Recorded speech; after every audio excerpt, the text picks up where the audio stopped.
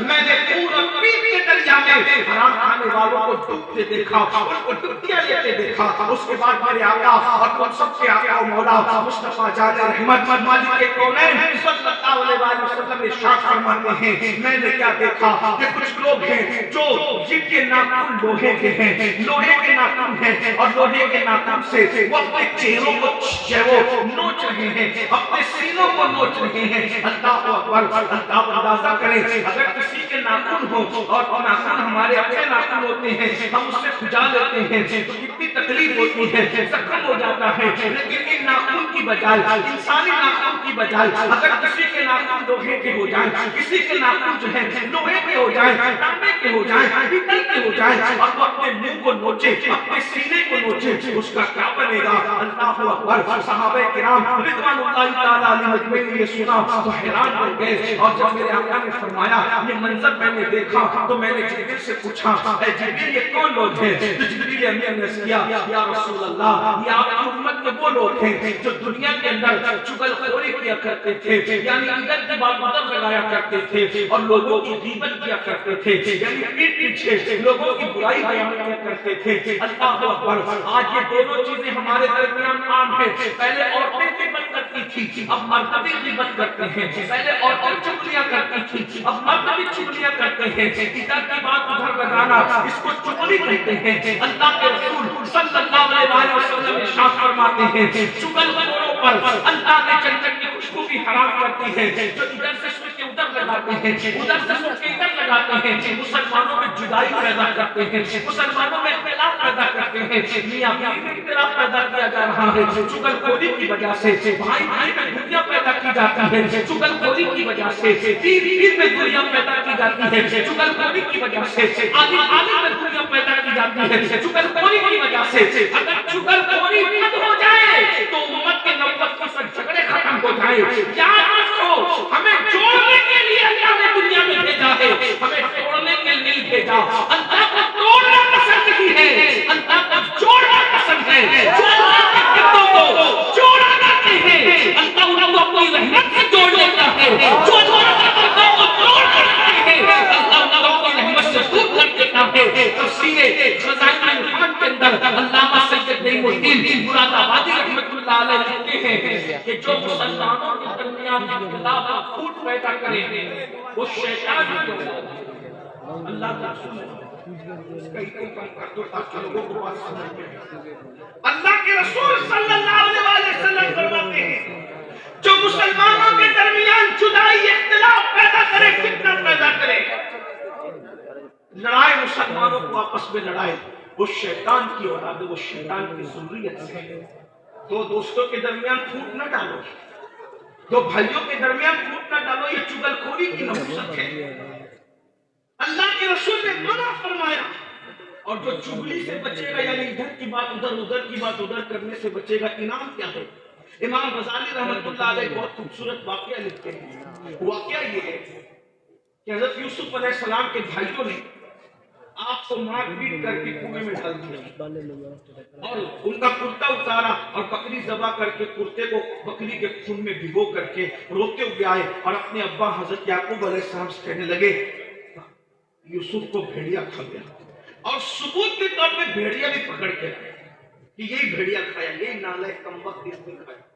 یوسف یعقوب علیہ السلام نے بھیڑیے کو دیکھا اور بھیڑیے سے کہا او بھیڑیے تجھے میرے معصوم پہ رحم نہیں آیا؟ اتنا خوبصورت سا میرا ننھا یوسف تو کھا گیا، تجھے شرم نہ آئی، تجھے خیال نہ رہا؟ انبیاء جانوروں کی باتیں سمجھتے ہیں اور جانور انبیاء سے باتیں کرتے ہیں۔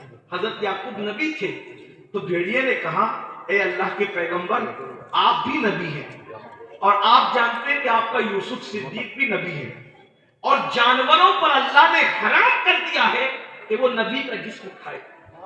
کوئی جانور کبھی نبی کا جسم نہیں کھا سکتا، کوئی جانور کبھی نبی کا جسم نہیں کھا سکتا۔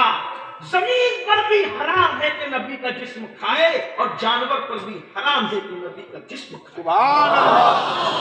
میں نے آپ کے معصوم یوسف صدیق کو نہیں کھایا۔ تو یعقوب علیہ السلام نے کہا پھر میرے بیٹے کا کیا ہوا جب تم نے نہیں کھایا؟ کہا مجھے سب پتا ہے کہ آپ کے بیٹے کے ساتھ کیا ہوا، مجھے سب پتا ہے۔ تو یہ اب بیٹے تو کھڑے تھے، وہ سمجھ نہیں رہے تھے کیونکہ یہ جانور بات کر رہا تھا یعقوب علیہ السلام سے۔ تو جانور سے کہا، بھیڑیے سے، جب تجھے سب پتا ہے تو بتا میرے بیٹے کے ساتھ کیا ہوا۔ اب پتا ہے مگر میں بتاؤں گا نہیں، اگر بتاؤں گا تو یہ چگلی ہوگی، چگلی، اور اللہ کو چگل خور پسند نہیں ہے۔ میں بھیڑیا ہوں،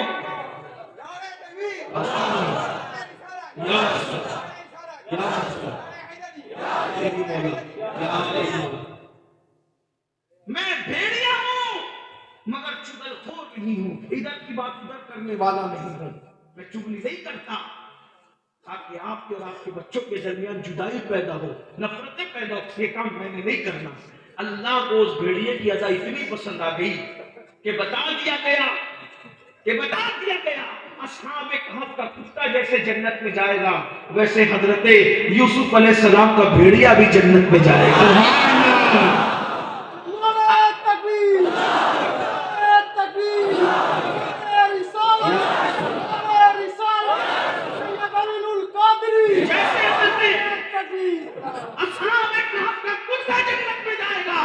امام غزالی لکھتے ہیں یوسف علیہ السلام کا بھیڑیا بھی جنت میں جائے گا۔ مجھے بتاؤ اگر بھیڑیا چغل خوری سے بچ جائے تو اللہ اس کو جنت عطا کرتا ہے، اگر رسول اللہ کے غلام چغلی کو سے بچ جائے تو اللہ ان کو جنت کیوں نہیں عطا کرتا؟ چغل خوری نہ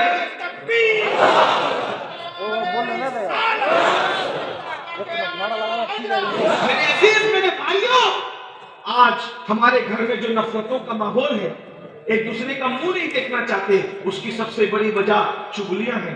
چگل خوری سے، ادھر کی بات ادھر کرنے سے دوستوں میں دنیا پیدا ہوتی ہے، ماں باپ کے درمیان اور بچوں کے درمیان دنیا پیدا ہوتی ہے، بہنوں کے درمیان دنیا پیدا ہوتی ہے۔ بلکہ ایک بات میں آپ کو بتاؤں، اگر مسلمان کو ملانے کے لیے، اگر مسلمان کو دوسرے مسلمان سے ملانے کے لیے جھوٹ بھی بولنا پڑے تو بول دو،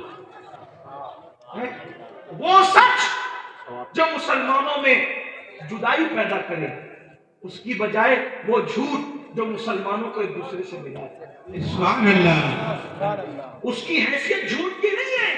جیسے دو دوست لڑ رہے ہوں اور آپس میں لڑے تو تیل ڈالنے کے لیے یہ نہ کہو ہاں وہ تو تیری برائی کرتا تھا، یہ کیوں کہتے ہو، دور ہو جائیں گے۔ اس سے بہتر یہ کہو یار تو اس کے بارے میں غصے میں ہے، وہ تو تیری بڑی تعریف کرتا ہے، تیرے پیٹ پیچھے محبتوں کا اظہار کرتا ہے، ملا دو۔ اللہ کو ملانا، جو دو مسلمانوں کو آپس میں ملاتے ہیں اللہ ان کو احد پہاڑ سونا خیرات کرنے سے زیادہ ثواب عطا فرماتا ہے۔ لوگ تو میاں بیوی میں نفرت ڈالنے کے لیے قصے کرتے ہیں، جھوٹ کرتے ہیں۔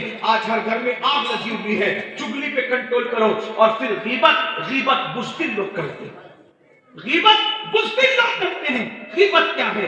غیبت یہ ہے کہ کسی کے پیٹ پیچھے اس کے بارے میں ایسی بات کرنا کہ اگر اس کے سامنے کہیں جائے تو اس کا دل دکھے۔ یہ غیبت کیا ہے؟ الغیبت اشد من الزنا، کہ زنا سے بھی برا کام ہے غیبت کرنا۔ پیٹ پیچھے کسی کی برائی مت کرو، بلکہ حدیث پاک میں آیا ہے جو کسی کی برائی کرتا ہے، غیبت کرتا ہے، گویا وہ اپنے مرے ہوئے بھائی کا گوشت کھاتا ہے۔ قیامت کے دن ان کے سامنے مردہ بھائیوں کا گوشت رکھا جائے گا، لوگ کھاؤ۔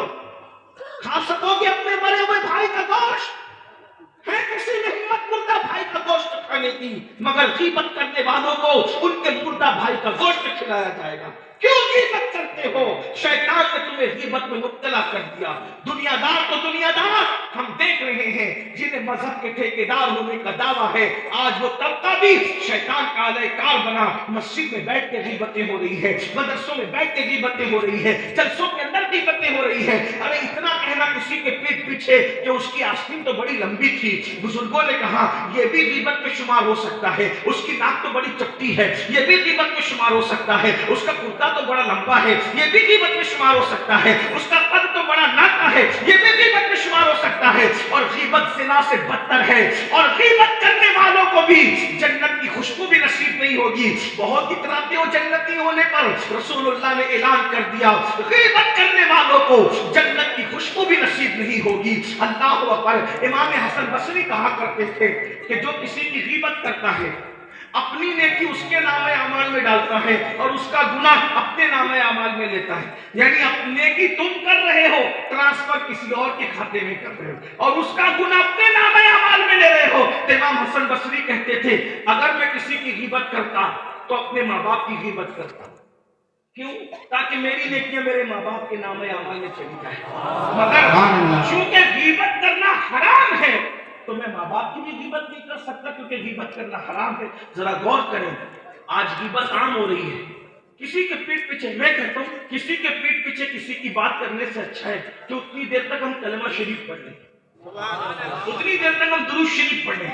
آج ہمارے چہروں پہ نور کیوں نہیں ہے؟ غیبت کیوں؟ مشرکوں کے منہ میں اور مسلمانوں کے منہ میں کتنا فرق ہے؟ ذرا دیکھو اپنا منہ آئینے میں جا کے دیکھو۔ ایک دور وہ تھا کہ لوگ مسلمانوں کے چہرے دیکھ کے مسلمان ہوتے تھے،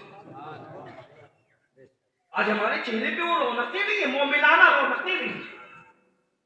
کاسمیٹک آئٹم استعمال کر رہے ہیں، خوبصورت داڑیاں رکھ رہے ہیں، خوبصورت ٹوپیاں پہ، لیکن وہ رونق نہیں ہے جو کبھی حضور غوث الاعظم دستگیر کے چہرے پہ دیکھی گئی، سبحان اللہ، جو کبھی سرکار غریب نواز کے چہرے پہ دیکھی گئی، جو کبھی امام اعظم کے چہرے پہ دیکھی گئی، جو حضرت محبوب الہی کے چہرے پہ دیکھی گئی۔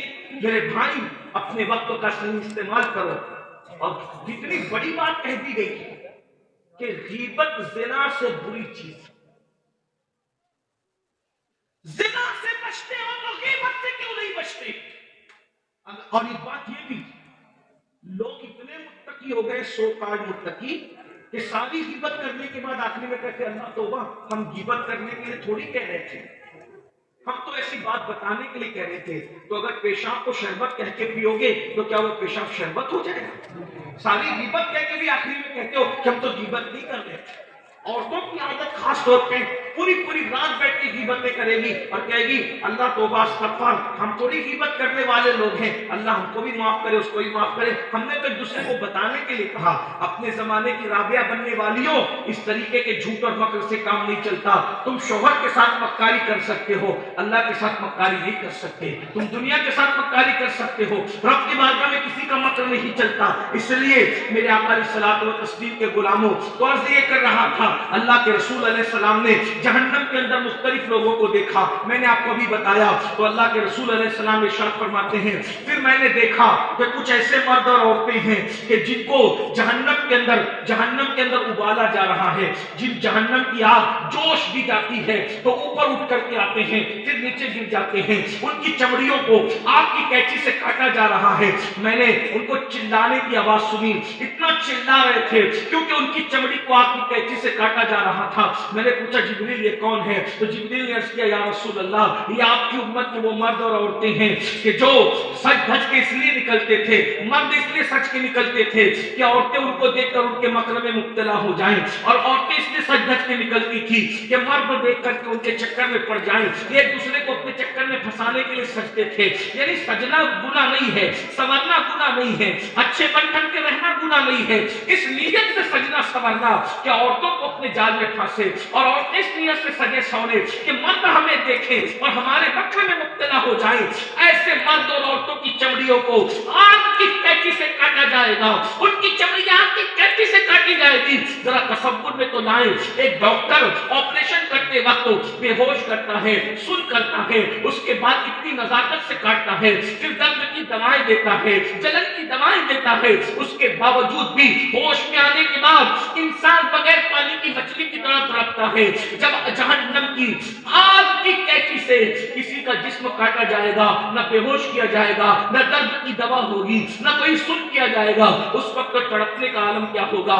سجنے سے کس نے منع کیا؟ لیکن شادیوں میں اس لیے بن سنور کے جاتے ہو تاکہ لڑکیوں کو اپنے چکر میں پھانس لو، لڑکیاں اس لیے بن سنور کے جائیں تاکہ مردوں کو اپنی طرف مائل کریں، یہ اپنے مذہب کی تعلیم نہیں۔ اس کے بعد اللہ کے سچے رسول صادق و مصدوق مصطفیٰ جان رحمت صلی اللہ علیہ وسلم فرماتے ہیں میں نے دیکھا کہ جہنم کے اندر آگ کے درخت ہیں۔ اللہ کے رسول فرماتے جہنم کے اندر آگ کے درخت ہیں اور آگ کے درختوں پر آگ کی شاخیں ہیں اور آگ کی شاخوں پر لوگ الٹے لٹکے ہوئے ہیں. جہنم کے اندر آگ کے درخت، تھوڑی توجہ غور کریں. ہو سکتا ہے شاید یہ اس حدیث پاک کا آخری عنوان، آگے میں نہ پڑھ سکوں لیکن توجہ آپ کی خاص، بہنوں کی بیٹیوں کی خاص توجہ آپ کی بھی. جہنم کے اندر آگ ہی آگ ہے، اس میں آگ کے درخت ہیں، آگ کی شاخیں ہیں اور آگ کی شاخوں میں کچھ انسان ہیں جو الٹے لٹکے ہوئے ہیں. میں نے پوچھا جبریل یہ کون ہے؟ تو جبریل امین عرض کرتے یا رسول اللہ یہ آپ کی امت کے وہ لوگ ہیں جو اپنے ماں باپ کا دل دکھایا کرتے تھے، جو اپنے ماں باپ کی نافرمانی کیا کرتے تھے، اپنے ماں باپ کو تکلیف پہنچایا کرتے تھے، ماں باپ کے سامنے اونچی آواز سے باتیں کیا کرتے تھے، ماں باپ کے سامنے چلا چلا کر باتیں کیا کرتے تھے، ماں باپ کو ڈانٹا کرتے تھے، ماں باپ کو ستایا کرتے تھے.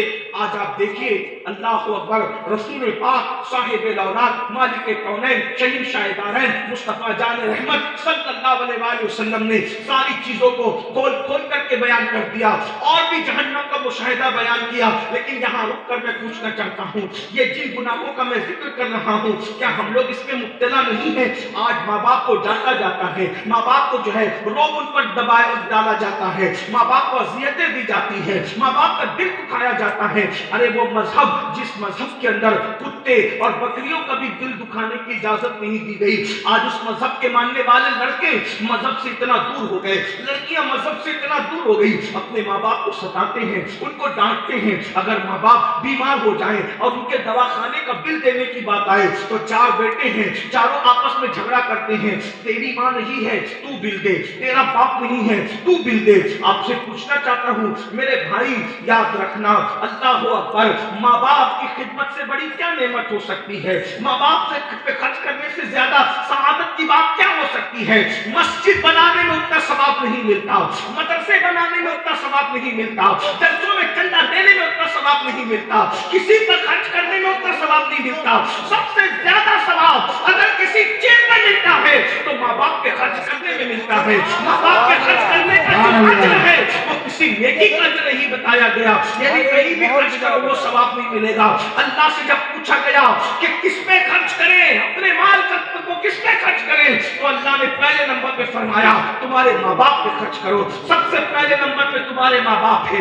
آج ہم دوستوں پہ تو خرچ کرنا چاہیے، بچوں پہ تو خرچ کرنا چاہیے، بیوی پہ تو خرچ کرنا چاہیے، لیکن ماں باپ پہ خرچ کیوں نہیں کرتے؟ جب ماں باپ پہ خرچ کرنے کی بات آتی ہے دل چھوٹا کرتے ہو. یاد رکھنا جو ماں باپ کی خوشی کے لیے ان پہ خرچ کرے گا اللہ اس کی نسلوں کو مالدار کرے گا، اللہ اس کی سات پشتوں کو مالدار کرے گا. اس لیے کہ جو لمبی عمر چاہتا ہے وہ ماں باپ کی خدمت کرے.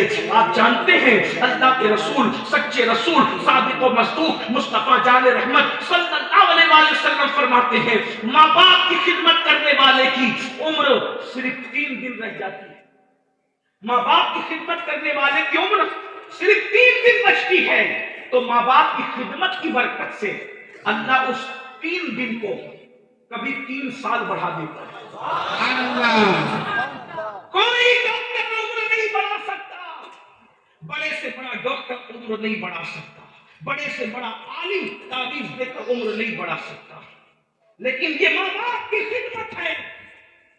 اگر مرنے میں صرف 3 دن بچے ہیں تو ماں باپ کی خدمت کی برکت سے اللہ 3 دن کی عمر کو 3 سال تک بڑھاتا ہے. اگر خدمت اور زیادہ ہے تو صرف 3 سال نہیں بلکہ اللہ 30 سال تک بھی بڑھا دیتا ہے.